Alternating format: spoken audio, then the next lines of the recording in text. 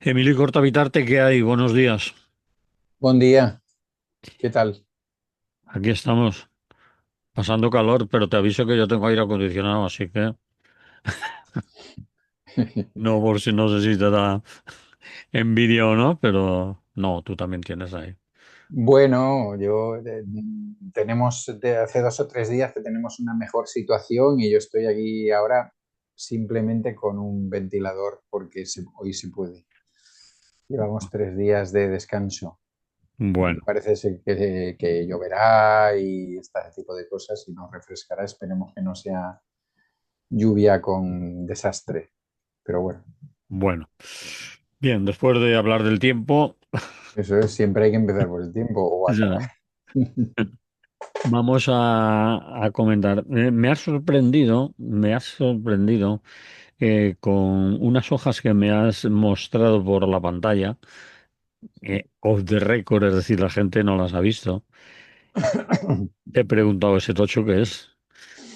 Y dices que ni más ni menos es la ponencia política del Partido Popular, que son 50 y tantas páginas, y que te la has leído, que no se la ha leído a lo mejor ni Ni de ellos. los diputados ni ellos. No Y llegan a 50 y tantas, ¿eh? Pero te exagera un poquito, pero vamos, bueno, 40 y bastantes. vale. Eh, Pues vamos a hablar de la ponencia política del Partido Popular, que ha estado este fin de semana pasado de Congreso, y suponemos que aparte de meterse con Rajoy y decir que España se rompe y todas las maldades que se nos van a caer encima con Ujú. esos chuzos de punta y demás, si sigue Sánchez en el gobierno, pues habrán hecho algo positivo. Y ahí estará en la ponencia, ¿no? Claro, eso, a ver, ¿por qué me he dedicado a esta cosa que, como podéis Sí, sí, sí. imaginar, no es... Ya te he dicho que me ha extrañado, pero en fin, tú sabes, explícate. Bueno, porque me, me- me produce un poco de... No es la primera vez que hablamos de esto, bueno, que cuando enciendas la televisión para ver un informativo o acudas a la radio convencional o cosas por el estilo, pues el fin de semana pasado transcurrió entre el Congreso del PP y el Comité Ejecutivo o la Ejecutiva Federal del PSOE Mm. y todo eran nombramientos, ¿no? Nombramientos, nombramientos, nombramientos y todo eran intervenciones pues más o menos interesantes o no interesantes de personas que decían lo fuerte que hemos salido, lo reforzados, lo otro. Claro, lo del PP era un congreso, ¿no? Y entonces yo dije, bueno, pero en un congreso se han largado a Madrid solamente para esto y voy y me encuentro pues que hay una ponencia política. Y digo, pues vaya, pues qué interesante, ¿no? Una ponencia política, vamos a leerla, ¿no? Y bueno, pues ahí está. Me la he leído. Así como primera conclusión que os diré, es una ponencia política que no tiene números, excepto bueno, en algunas 50%, no sé qué, pam, pam. Es decir, que es una ponencia política más bien más que de programa político, un poco de programa ideológico, ¿no? Quiero decir que nadie se espere, si va a buscarlo, que lo encontrará en las redes y también si va a la web del Partido Popular, eh, que nadie se espere encontrarse pues que vamos a dedicar tanto dinero a la construcción de viviendas o vamos, no, eso no está ahí. ¿Eh? Y bueno, pues no deja de ser sorpresivo porque se suponía que había un giro al centro, es lo que nos han explicado fundamentalmente, que hay un giro al centro. Y entonces pues yo os quería explicar el giro al centro para que lo veáis, ¿eh? Cómo se interpreta en el PP el giro al centro. Bueno, tiene varios subtítulos, entonces el primero es Nosotros los españoles, no nosotras las españolas, sino nosotros los españoles. ¿Eh? Y ahí viene a decir, pues que alguna cosa las voy a leer directamente tal cual porque son mejores que como yo las explique, o sea, más patéticas. Ahí viene a decir que la mejor España de todos los tiempos es la España surgida de 1978, como no podía ser de otra manera, y que evidentemente las políticas de la llamada memoria democrática muestran una voluntad de poner fin a ese glorioso consenso de la transición y que por tanto son más que malísimas, pésimas, ¿no? Si a eso le añades, ponen pues, que hay un gobierno de izquierdas que se ha juntado con los secesionistas, pues eso nos lleva a un desastre, ¿no? Lo que tú decías antes, es decir, la entrada es esa, ¿no? Incumplimiento reiterado de la Constitución. Hay un párrafo que sí que lo quiero leer porque es buenísimo. Dice, ni siquiera presentar durante 2 años los presupuestos generales del Estado, sin acordarse el tiempo que estuvo el señor Rajoy sin presentar los presupuestos generales del Estado y gobernando, pero eso parece que no, que tal.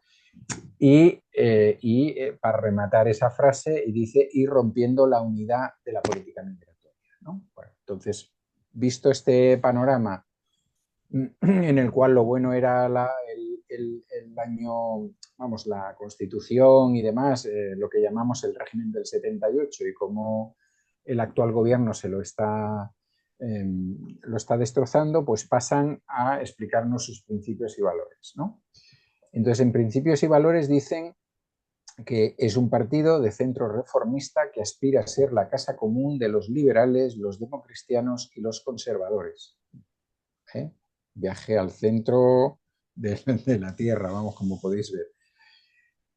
Para representar a todos aquellos pues eso, que defienden lo que tienen que defender, que es la democracia liberal, la economía social de mercado, la libertad, el Estado de Derecho, la igualdad ante la ley y todo este tipo de cosas que ya sabéis que utilizan todos y cada uno como buenamente quieren y pueden. Son también humanistas cristianos. ¿Eh?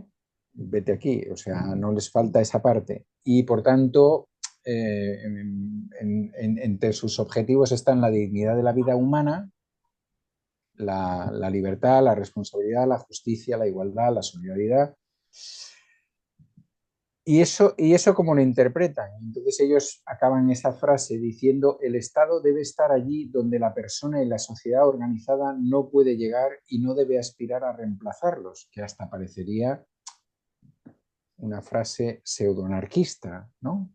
Hasta aquí parecería una frase pseudoanarquista. Pero bueno, a continuación, para acabar de explicarlo, meten otra frase que queda más clarita, que os diré ahora, que es, creemos en un Estado limitado, eficaz y subsidiario.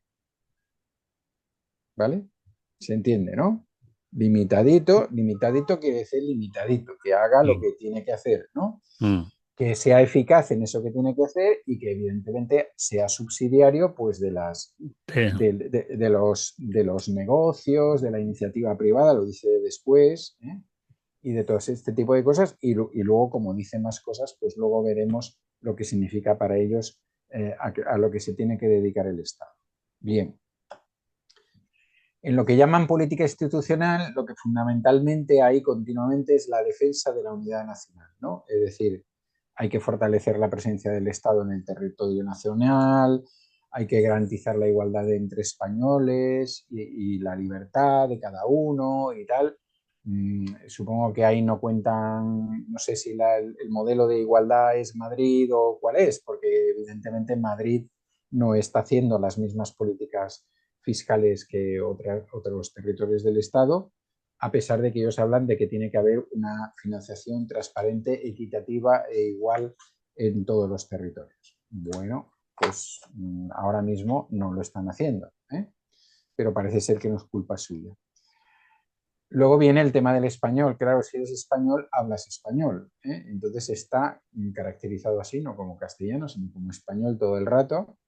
Y entonces se dicen que garantizarán la enseñanza del español en todas las etapas del sistema educativo y en toda la nación.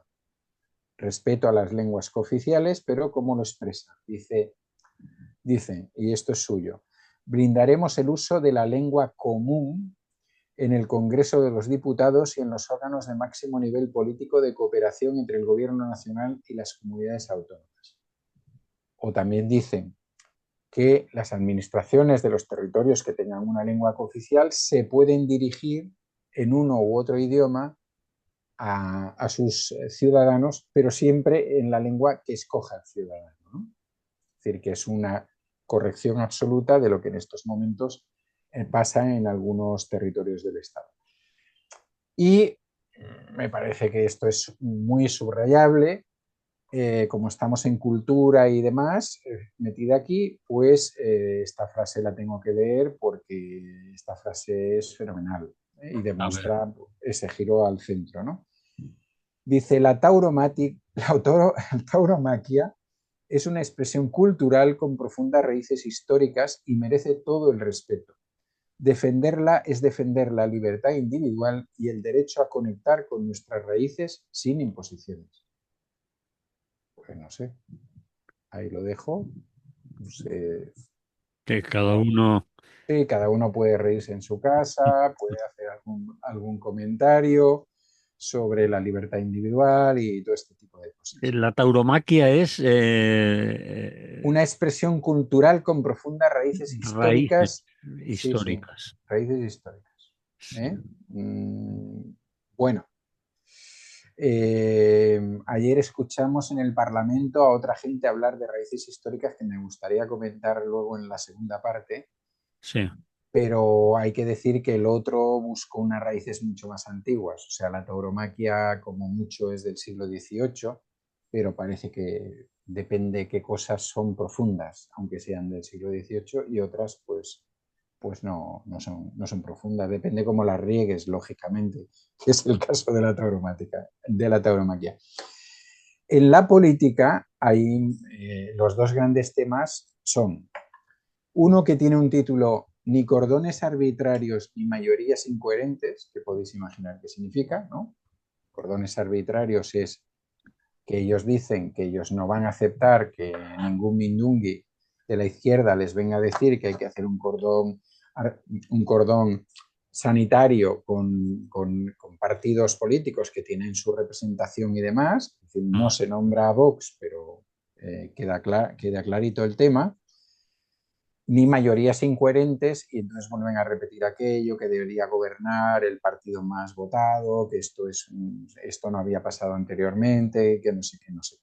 Bueno, entonces uno espera más del tema político, pero lógicamente, como os podéis imaginar, hay que volver a nombrar a ETA, porque ETA da mucho de sí, a pesar de que lleve no sé cuántos años sin actuar y nadie la esté reivindicando, ¿no? Entonces, mmm, hay un compromiso con las víctimas del terrorismo, en defensa de la democracia, la libertad y la vida, pero evidentemente la vinculación, esa defensa con el terrorismo, pues, pues es la que es, ¿eh? La que es en concreto las víctimas de ETA y no otras. ¿Eh? No se entiende por terrorismo la violencia machista, o no se entiende por terrorismo otros que se han producido en el Estado español, como la yihadista o tal.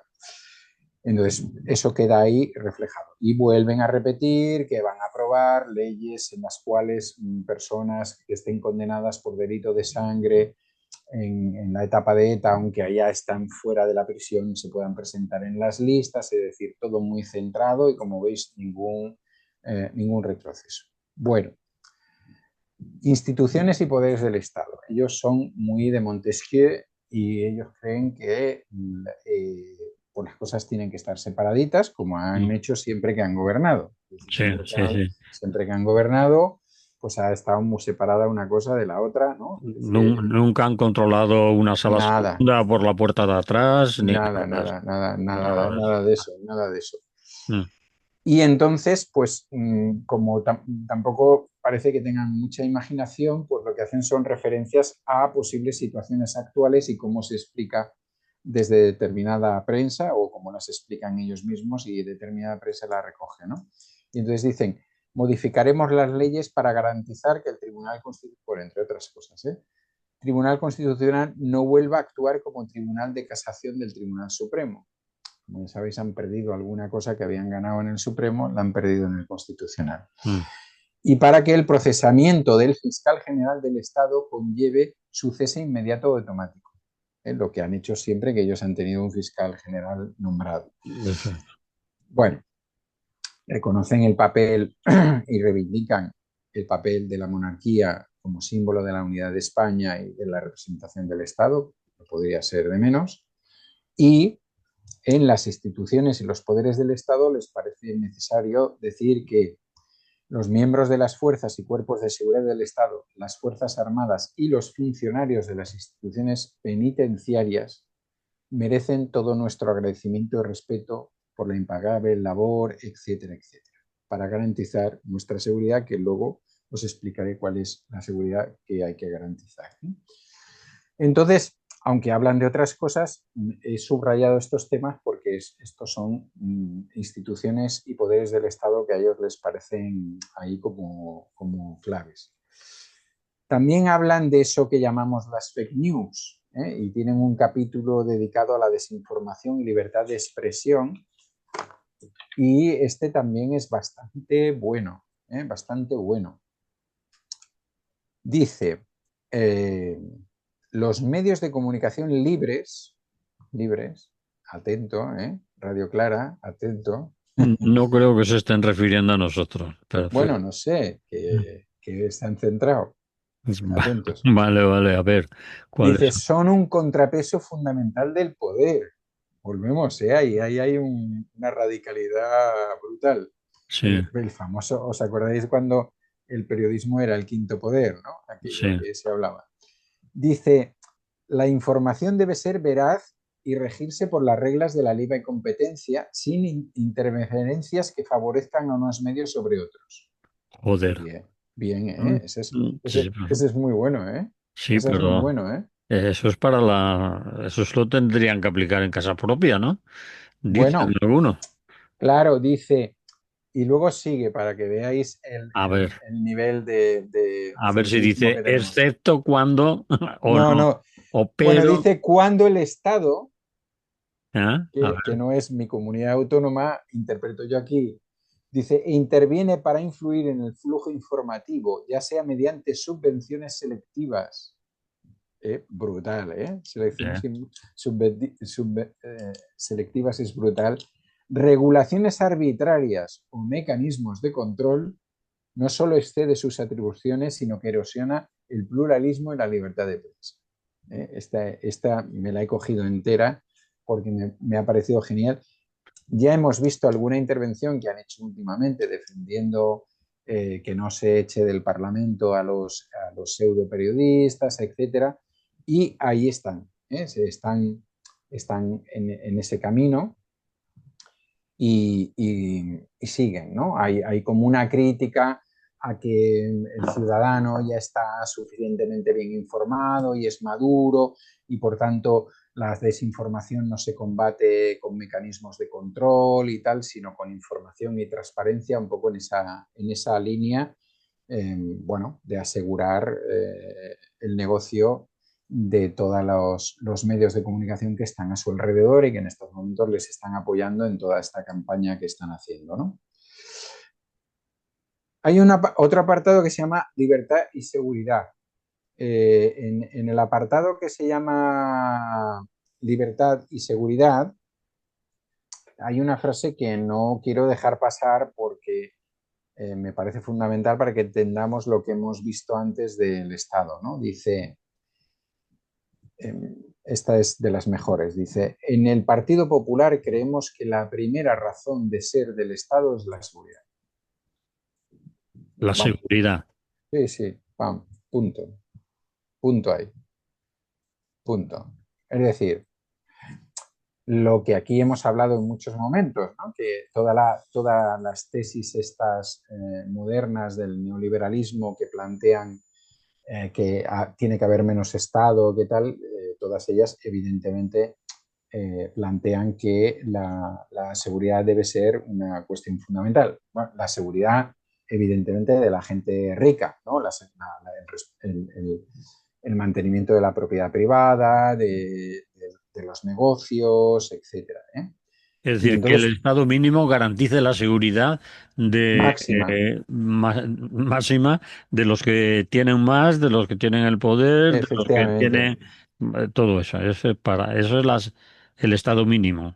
sí, eso es el estado mínimo. Pero el Estado Mm, social ya no, ese ya. Bueno, luego leeré algunas cosas de Vale. enseñanza y de sanidad que están muy bien y de vivienda que son muy buenas.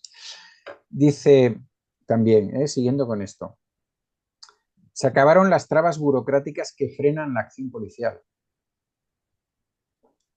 Eso escrito por un partido que ha tenido una policía política, lo quiera negar o no lo quiera negar, dice, el trabajo de campo debe primar sobre la gestión administrativa. Eh, bueno, queda claro, ¿no? Es decir, que si hay infiltrados o cosas por el estilo, bueno, yo puedo entender aquí que no hace falta que pidan autorización judicial, si se considera. Los resultados deben reconocerse y premiarse.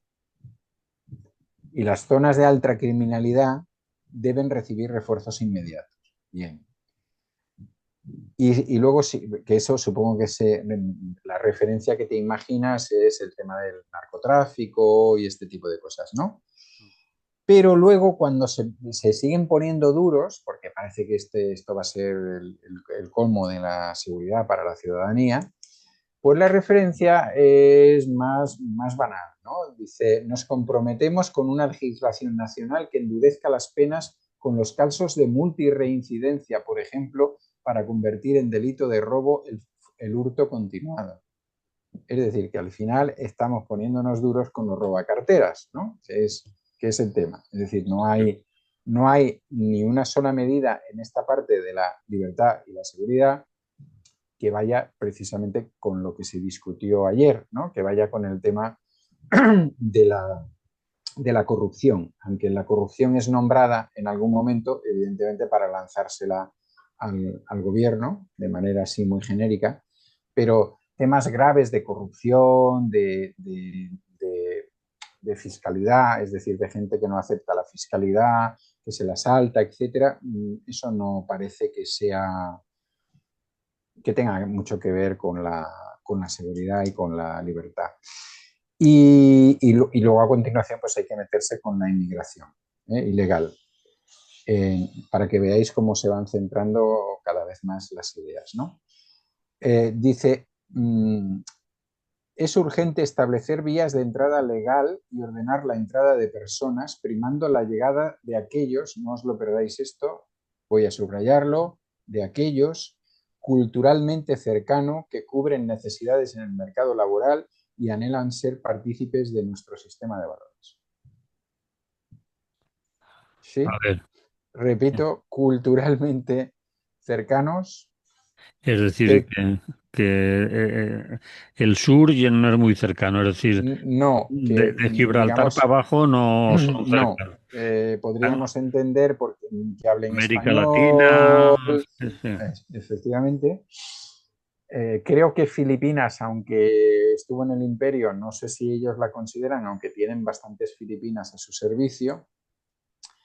Luego dice que cubren necesidades del mercado laboral, es decir, aquellos que están dispuestos a venir para trabajar por cuatro chavos en muchos casos, y que anhelan ser partícipes de nuestro sistema de valores. Es decir, sistema de valores, como ya han dicho, pues católicos, apostólicos, etcétera, etcétera, ¿no? Pero es más, siguiendo en esa línea de la libertad y la seguridad, dicen que ellos van a eliminar la relación entre el empadronamiento y el acceso a las prestaciones económicas no contributivas. Es decir, que a partir de ahora no va a servir eso de que un inmigrante se empadrona y a partir de aquí tiene derecho a determinadas prestaciones y tal, ¿no? Sino que eh, quieren condicionar, y lo dicen así, condicionaremos, leo porque es mejor casi leer textualmente, condicionaremos la residencia de larga duración a la contribución efectiva al sistema de seguridad social, al conocimiento del idioma y de la cultura española. Ajá. Ahí estamos, ahí estamos. ¿Eh? Para tener derecho a ayudas o seguridad social, Claro, a lo mejor claro. escolarizar a los niños o todo eso, Efectivamente. ¿Eh? hay que Claro. adaptarse a integrarse, digamos, Sí, sí. aprender el idioma, ir a misa, cosas de Mm. eso. La contribución a la seguridad social no dicen nada de los empresarios.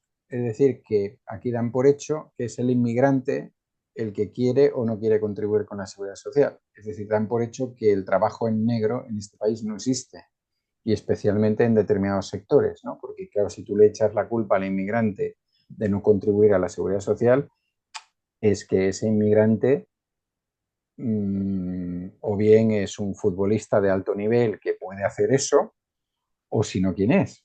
¿No? Evidentemente no es un inmigrante que está trabajando Legalmente, legalmente, legalmente, porque si está con trabajando contrato. legalmente está contribuyendo a la seguridad social, ¿no? Si tiene un contrato, cotiza obligatoriamente.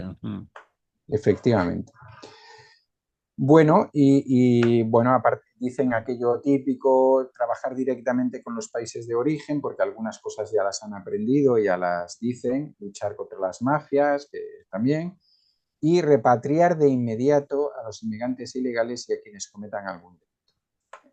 Se entiende, pobres, porque los otros, bueno, pues han aparecido futbolistas de élite con delitos y tal, y no parece que esto sea indicado para ellos, que podrán seguir jugando en sus equipos y demás. Vamos a las políticas sociales. No sé cómo vamos de tiempo. Pues, Llevamos 26 minutos, 27. pues bueno, voy a ir un poco rápido con esta parte para que no se nos haga muy largo y podamos hablar algo de ello. En política social se empieza por un tema muy claro, que es la familia, nuestra prioridad. Pim pam. O sea, no hay. Hay un momentillo que supongo que ellos dicen, hostia, es que nosotros también tenemos familias homosexuales y tal. Y hay un momento que tienen una frase muy buena que cualquiera podríamos respetar, ¿no? Familia es la que cada uno forma libremente, como cada uno elige para desarrollar su propio proyecto vital. Como veis, toda la ponencia es muy filosófica. Pero, pero luego eso les ha debido quedar demasiado centrado, Y y a continuación hay otras frases sería que, mejor, sería deseable. eh, claro, luego Preferimos dicen, que, a ver, se nos dice que las familias son espacios opresivos, los hombres un enemigo en potencia y los hijos un freno para el empoderamiento femenino. Y ellos dicen, hombre, eso no es verdad. Dice, vamos a desmentir estos dislates y reivindicar la familia como base de la sociedad. Pero, colega, pero, ¿y eso qué tiene que ver con el empoderamiento femenino? Evidentemente, si tú consideras que el empoderamiento femenino es un dislate, pues está claro que estás planteando una familia tradicional, ¿no? Y de la misma manera que cuando dicen vamos a defender la vida, hablan de la mujer como madre, ¿no? Que evidentemente eso es así en la mayoría de los casos. Pero hay un título genial que dice, queremos prestigiar la maternidad y reivindicar el papel fundamental del padre, ¿no? Como si alguien, bueno, toda esta idea de contra la ideología queer, etcétera, ¿no?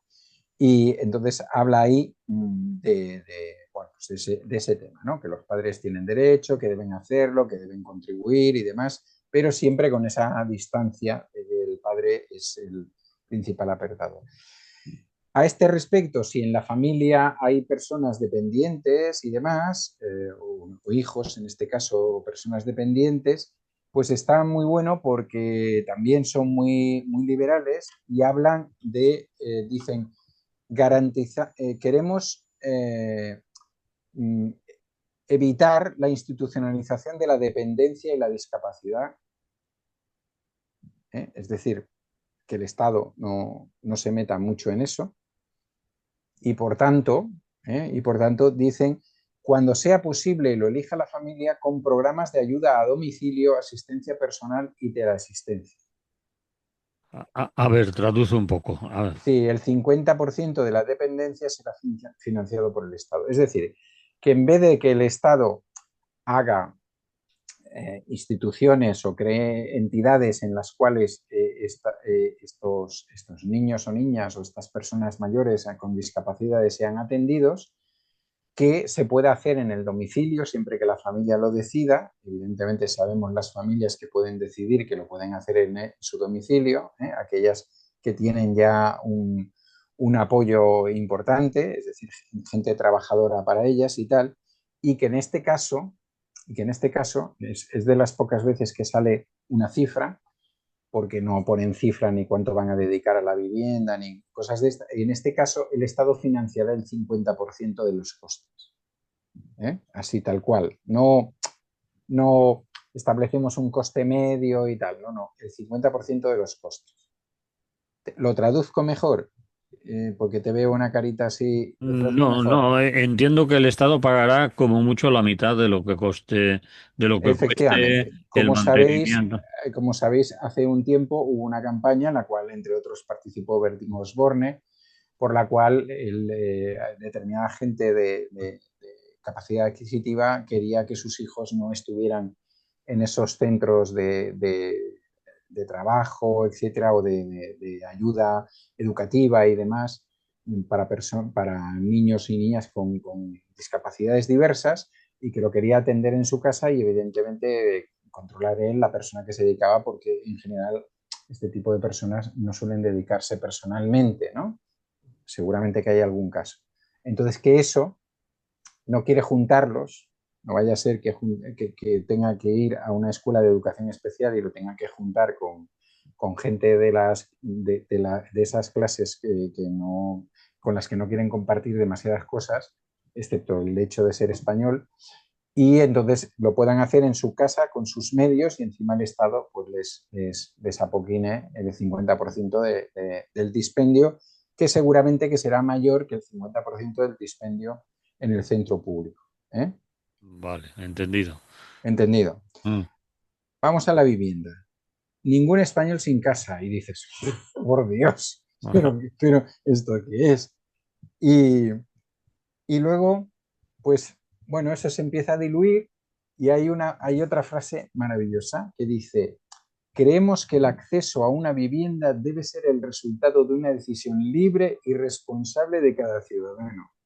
Es decir, que si puedes, te compras una casa Libre, libre. libre y responsable. ¿Que no te da? Pues no te la Pues, compres. ¿Eh? Pues no te la compres tú mismo. Y entonces, todas las medidas que casi que si quieres acabamos aquí, aunque quedan algunas cosas que podemos comentar en otro programa, todas las medidas que tengo ganas de esta parte de leerlas son otra vez las de la burbuja. ¿Eh? Hay que ampliar el suelo edificable, producir con rapidez suelo finalista, preparando para obtener licencias, eliminar burocracia, reducir impuestos, facilitar el acceso a la hipoteca, generar incentivos para que los pisos vacíos se pongan en alquiler con seguridad jurídica y acelerar la construcción de nuevas viviendas para aumentar rápidamente la oferta disponible. Nuevamente el plan Aznar. ¿Eh? Es decir, su garantía es el plan Aznar. Y para rematar este capítulo, si quieres, y más o menos ya hemos llegado más o menos a los 30 minutos, acaban con un planteamiento genial, que es la ocupación y la inquiocupación, que es esa frase que se ha puesto de moda, el inquilino al que no puedes echar, aunque quieres echar porque le quieres cobrar más y tal, son una anomalía en Europa. La propiedad privada es la mayor garantía de libertad. ¿Cómo te quedas? Pues como esperaba quedarme, creo. Claro. Bueno, Bueno, pues si te parece, como sí, si no vamos a arrollar a y nuestros oyentes, lo podemos dejar aquí. Quedan cosas muy buenas sobre la educación, la infancia, la igualdad, las mujeres, que, bueno, todo esto. Pero tratando de resumir, tenía ganas de leer porque tenía ganas de ver si había alguna propuesta razonablemente interesante o simplemente si había propuestas, ¿eh?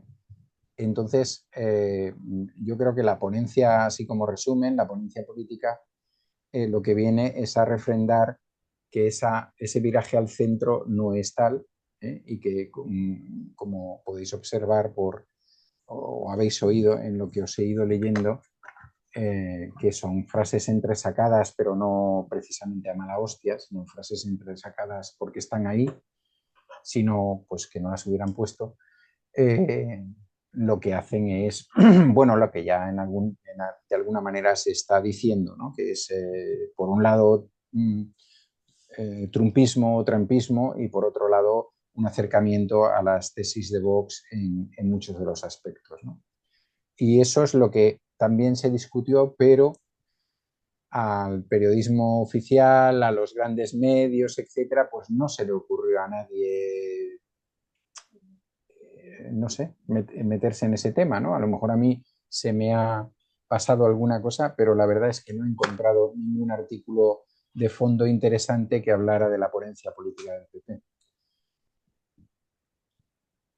Bien ha estado que lo hayas hecho, que lo hayas repasado, que te lo hayas leído, que hayas tenido la paciencia.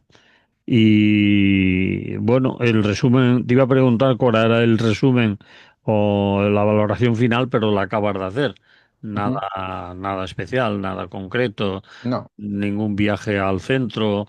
eh, bueno, para un congreso muy pobre, ¿no? Una ponencia política para... yo creo que evidentemente nos demuestra una de las cosas que también decían algunas y algunos analistas políticos, que en realidad era como una especie de refuerzo, digamos, del papel de Feijóo, que ya veremos hasta cuándo dura, y de cambio en su estructura más cercana para seguir con la única política que están ejerciendo en la actualidad, que es la de oposición, ¿no? Oposición no en el sentido de hacer propuestas, sino simplemente oposición, basándose en los supuestos fallos, incoherencias, corrupciones, etcétera, del enemigo político en estos momentos, ¿no? Ujú, del Entonces, vaya, váyase, señor Sánchez, ¿no? efectivamente, realmente es Como, muy, muy, muy convoca pobre. elecciones. Mm. Es muy pobre. O sea, ya te digo, no hay una sola cifra, no hay un solo planteamiento en inversión, nada, ¿eh? Incluso el tema de armamento, pues, y el tema de la OTAN dicen que hay que hacer lo que diga la OTAN, pero ni se atreven a decir que lo que diga la OTAN es el 5%, ¿no? Ujú. Solamente en este caso que os he comentado anteriormente, de la gente, eh, bueno, que puede tener a una persona discapacitada en su casa o que quiere tenerla, sí que hay una cifra que es ese 50% de los gastos. Muy bien, le ponemos música. Bueno, de acuerdo.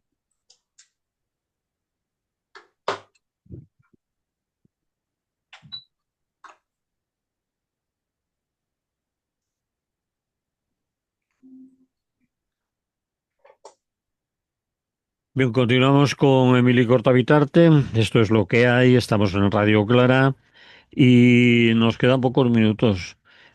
Como mucho 10, como mucho, ¿eh? Y ya nos pasamos. Querías hablar del segundo tema y vamos a hablar, como se decía hace años, vamos a hablar del gobierno. Porque también ha sido actualidad, pues en el día de ayer, todo el día han estado de matraca por la mañana, por la tarde, y hemos oído muchas cosas. Y no sé si lo has visto, si has visto trozos, si has visto mucho o poco, pero tendrás una valoración de lo que hayas visto en la televisión o escuchado en la radio.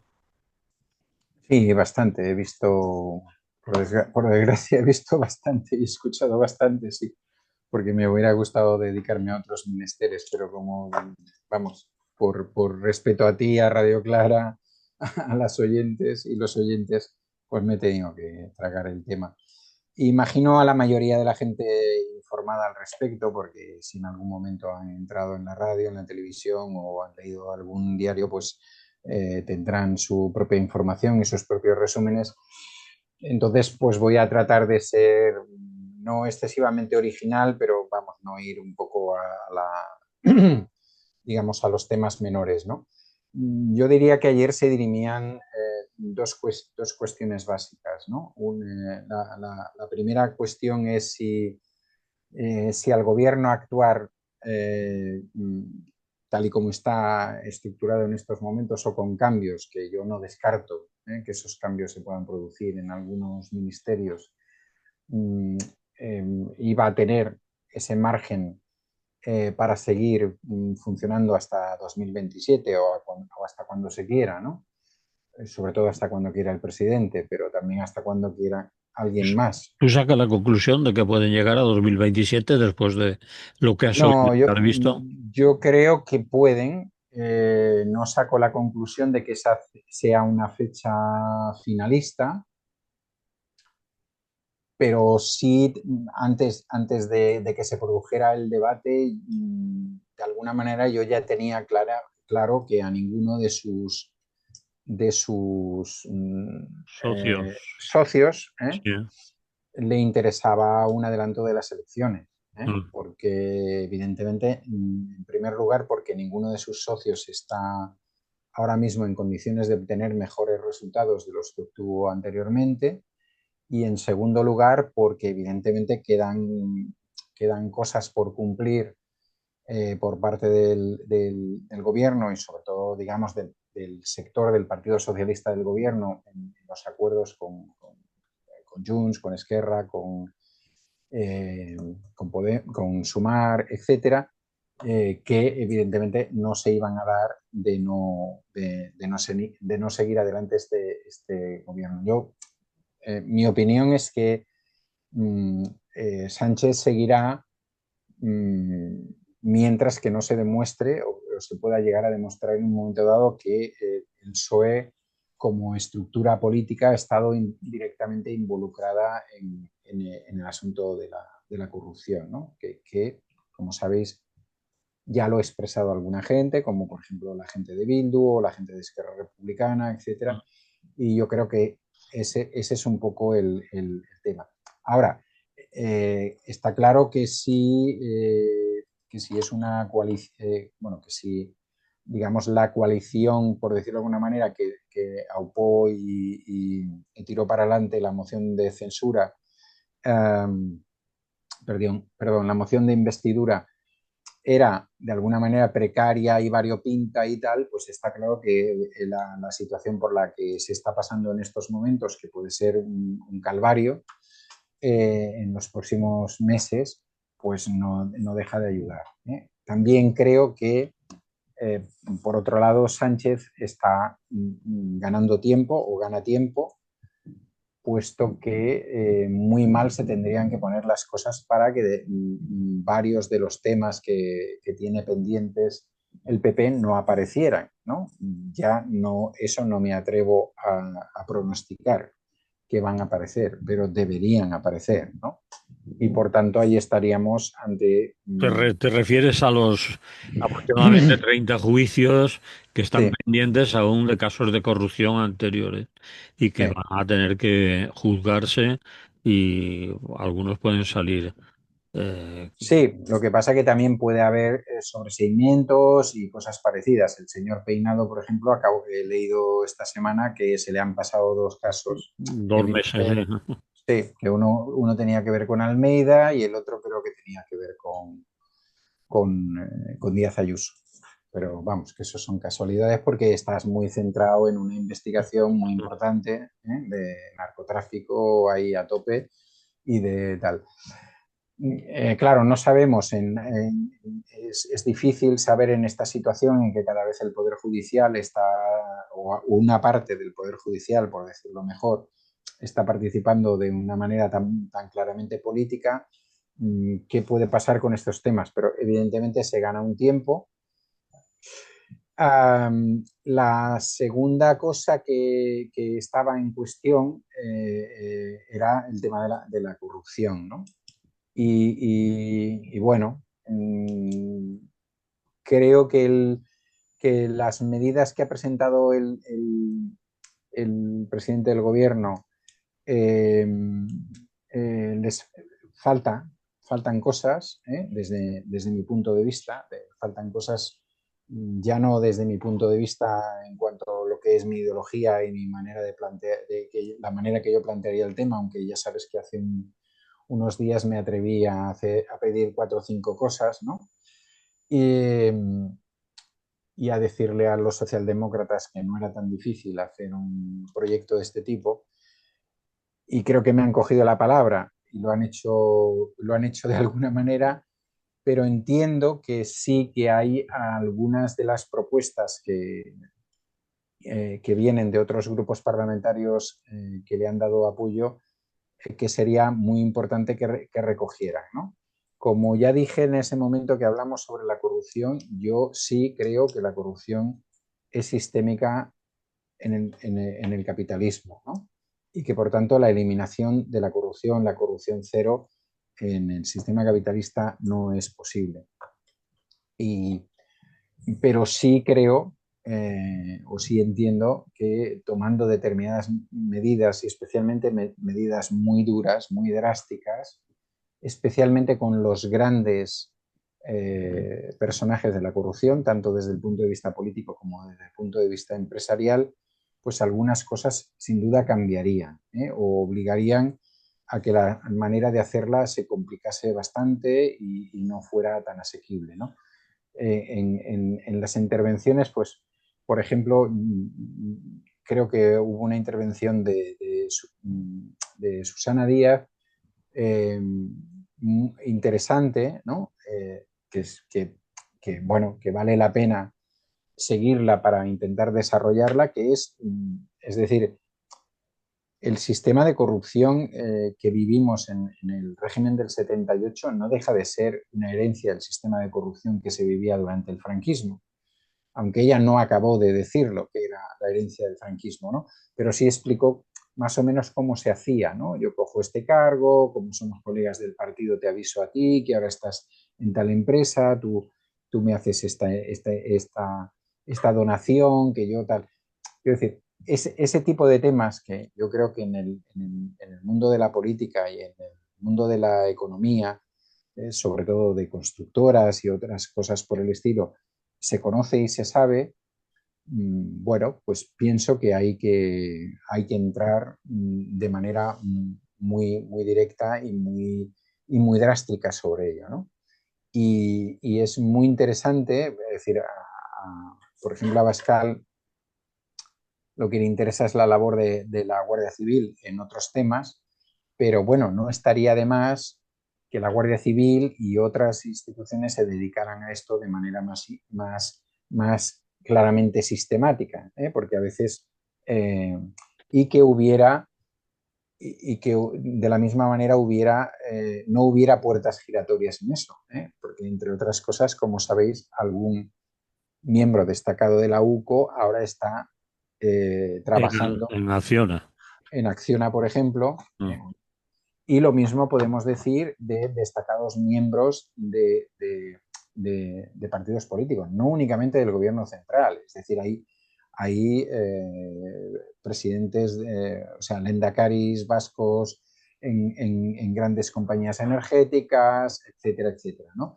Entonces, ese es un tema eh, contra, con, ante el cual hay que reaccionar de manera muy drástica. Ya sé que es la vida de las personas, la libertad y lo que tú quieras, pero entonces o no te presentas a una cosa o no te presentas a la otra, tienen que pasar no sé cuántos años, tienes que estar absolutamente limpio, tienes que entrar en una empresa con la cual no hayas tenido nunca ningún tema. Y yo creo que las empresas yo estoy de acuerdo en eso, en el planteamiento creo que era Podemos, las empresas que han participado en una cosa de esas están vetadas para hacer nada con la administración durante no sé cuánto tiempo, ¿eh? Deberían estar vetadas y además deberían cambiar toda su estructura para volver a presentarse a un concurso público, etcétera, etcétera, ¿no? Es decir, que hay eh, cantidad de camino a recorrer y sobre todo yo creo que la otra parte en la que ha puesto más el acento pues Esquerra y también en parte Sumar y Bildu, de las partes en las que yo he visto, que me parece más interesante es, bueno, creo que Rufián, como siempre, ha estado muy genial en ese aspecto, ¿no? Muy directo, pues está claro. Es decir, eh, esa hipótesis de Rufián a mí me parece una hipótesis central, ¿no? Es decir, la corrupción en la izquierda es penalizada siempre y penalizada multiplicada por, y entonces ahora mismo si se quiere, si el gobierno progresista y demás quiere volver a movilizar a sectores sociales con los cuales ellos deberían eh, o piensan que deben votarles, es necesario no solamente esta limpieza a nivel de corrupción, sino que aspectos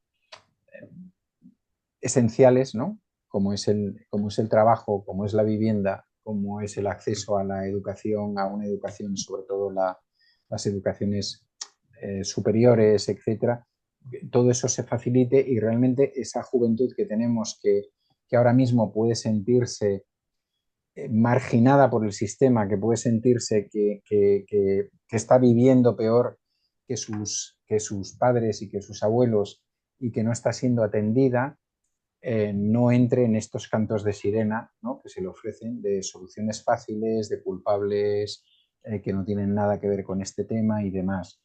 Entonces, está claro que, desde mi punto de vista,